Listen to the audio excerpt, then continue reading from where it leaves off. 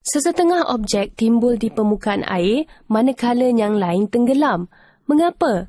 Ia adalah disebabkan oleh ketumpatan. Objek yang berbeza mempunyai ketumpatan yang berbeza. Apabila objek adalah kurang tumpat daripada air, objek tersebut timbul. Contoh-contoh ialah plastik, kayu dan gabus. Apabila objek adalah lebih tumpat daripada air, objek tersebut tenggelam. Contoh-contoh ialah logam, kaca dan tanah liat. Tetapi, adakah anda tahu anda boleh membuatkan objek yang lebih tumpat timbul di permukaan air? Sebagai contoh, sebiji telur. Apabila diletakkan ke dalam air, telur tenggelam kerana ia lebih tumpat daripada air. Untuk membuatkan telur timbul, tambahkan garam ke dalam air. Larutkan garam di dalam air sehingga ketumpatan air menjadi lebih tinggi daripada ketumpatan telur. Kesannya, telur timbul di permukaan air garam.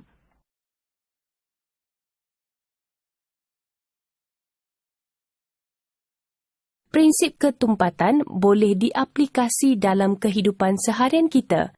Lihat kanak-kanak ini. Mereka berenang dengan selamat di dalam air dengan menggunakan pelampung dan jaket keselamatan. Udara di dalam pelampung dan jaket keselamatan menyebabkan pelampung dan jaket keselamatan menjadi kurang tumpat daripada air. Oleh itu, kedua-duanya timbul. Kapal timbul di permukaan air walaupun ia diperbuat daripada besi kerana udara di dalam kapal menjadikannya kurang tumpat daripada air. Sauh yang juga diperbuat daripada besi tenggelam di dalam air kerana ia lebih tumpat.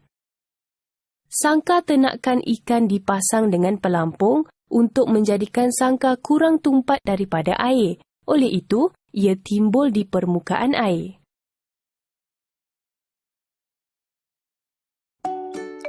Assalamualaikum warahmatullahi wabarakatuh dan selamat sejahtera anak-anak tahun 3 proaktif. Baiklah, hari ini Alhamdulillah bersama lagi kita dalam satu lagi sesi PDPR Sains bersama dengan Cikgu Intan. Baiklah anak-anak, hari ini Cikgu Intan nak ajar tajuk dalam unit 7 iaitu ketumpatan. Tentu ada yang tertanya-tanya, kenapa cikgu tak ajar tajuk pengukurannya? Okey, sebenarnya tajuk pengukuran kita akan belajar apabila kita bersemuka nanti. Kerana dalam tajuk pengukuran ada banyak eksperimen yang cikgu nak kamu jalankan bersama dengan cikgu. Baiklah anak-anak, jom kita teruskan. Anak-anak tahun 3, tentu kamu tahu bahawa terdapat objek atau bahan di sekeliling kita yang boleh timbul di permukaan air dan ada yang boleh tenggelam di dasar air. Sebagaimana yang kamu lihat dalam slide yang cikgu paparkan ini, terdapat objek yang timbul di permukaan air dan objek yang tenggelam di dasar air. Agaknya, mengapa ini boleh berlaku ya? Okey anak-anak, hari ini cikgu nak ajak kamu sekali lagi menonton video satu eksperimen yang cikgu jalankan. Okey, jom kita tonton.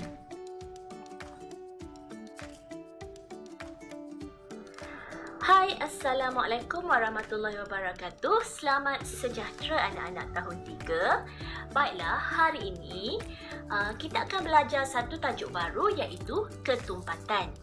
Dan hari ini cikgu nak jalankan satu eksperimen untuk menguji objek timbul dan objek tenggelam.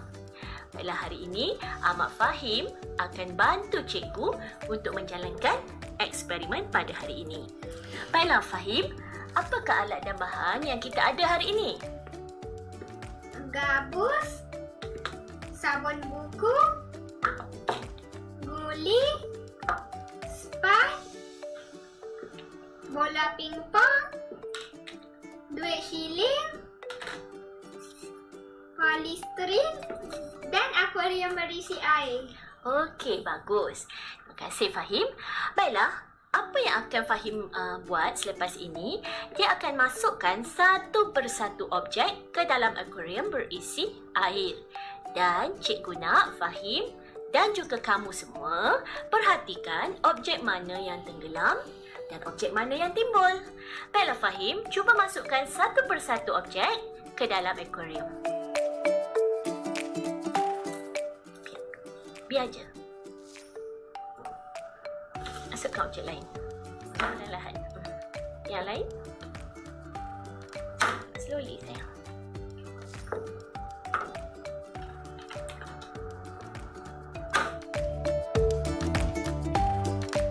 Satu lagi.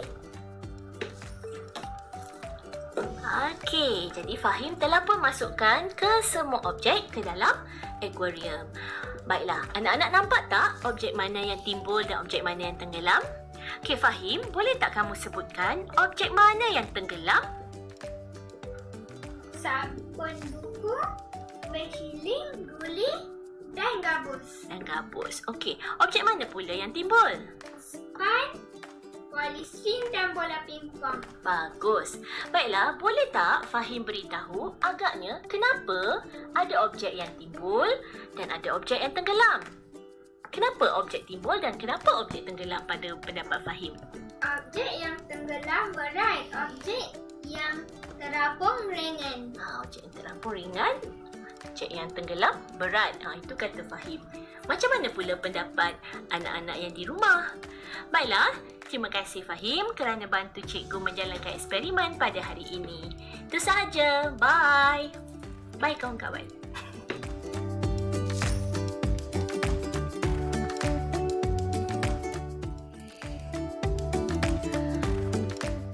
Okey, baiklah anak-anak. Kamu telah pun menonton video eksperimen tadi dan Fahim juga telah berkongsi dengan kamu pendapatnya tentang mengapa ada objek yang timbul dan ada objek yang tenggelam.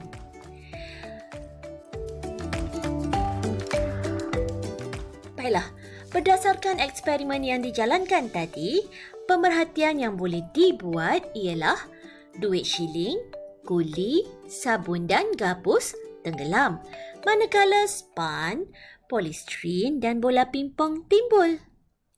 Dan mengapakah ini berlaku? Itu maksudnya cikgu tanya inference. Inference ialah sebab kepada suatu pemerhatian.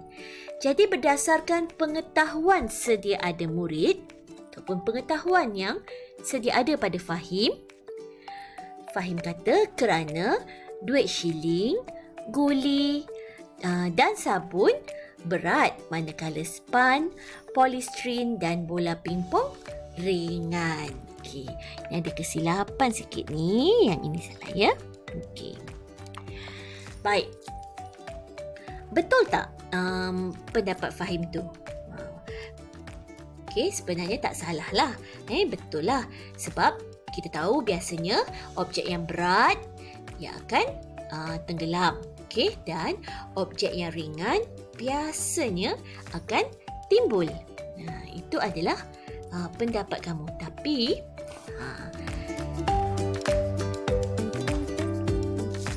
baiklah, sebenarnya murid sekalian, itu timbul dan tenggelam ini ada kaitan dengan ketumpatan. Jadi kalau sebelum ini kamu tahu bahawa objek yang berat selalunya akan tenggelam dan objek yang ringan selalunya akan timbul. Itu pengetahuan yang kamu ada. Dan inilah dia yang akan kita pelajari hari ini, iaitu tentang ketumpatan. Apakah dia konsep ketumpatan ini? Mari cikgu terangkan. Timbul atau tenggelam sesuatu objek adalah berhubung kait dengan ketumpatan objek tersebut terhadap ketumpatan air. Kita ambil contoh span dan sabun. Cuba lihat gambar span dan bandingkan dengan gambar sabun. Sebagaimana yang kita tahu tadi, span ia akan timbul. Ini span. Dan sabun ianya tenggelam. Jadi ini berlaku kerana span mempunyai banyak rongga udara dan sabun tiada rongga udara. Maka oleh itu, span akan timbul di permukaan air dan sabun tenggelam di dasar air. Okay, kalau kamu lihat gambar span yang cikgu kongsi di sini, terdapat banyak rongga-rongga udara. Tapi kalau sabun ni nampak lebih padu gitu kan. Tak ada rongga udara pun. Baik, ketumpatan setiap objek adalah berbeza. Okey, dan sekarang ni kamu kena tahu bahawa objek yang kurang tumpat daripada air akan timbul. Manakala objek yang lebih tumpat daripada air akan tenggelam. Okey, itu sebenarnya yang berlaku. Okey, mengapa ada objek yang timbul dan ada objek yang tenggelam. Jadi kalau sebelum ni kamu sering kaitkan dengan jisim suatu objek. Okey, apabila objek itu tenggelam, kamu kata objek itu berat. Okay, dan apabila objek itu timbul, kamu kata objek itu ringan. Dan sekarang kamu telah pun mengetahui tentang konsep ketumpatan, di mana objek yang kurang tumpat daripada air, ia akan timbul, dan objek yang lebih tumpat daripada air, ia akan tenggelam. Faham anak-anak? Baiklah, kita telah pun tiba di akhir pelajaran kita hari ini. Cikgu telah pun menerangkan tentang konsep ketumpatan kepada kamu. Jadi sebagai tugasan hari ini, cikgu nak kamu lengkapkan laporan eksperimen hari ini yang cikgu kongsikan di Padlet tahun 3 Proaktif. Kamu boleh cetak dan tampal laporan eksperimen tersebut dalam buku Sains 1 ataupun kamu boleh salin terus dalam buku Sains 1. Okey, buka Padlet tahun 3. Baik, itu saja untuk hari ini. Kita jumpa lagi dalam sesi PDPR minggu hadapan dengan tugasan yang lebih menarik lagi. Bye anak-anak, stay safe.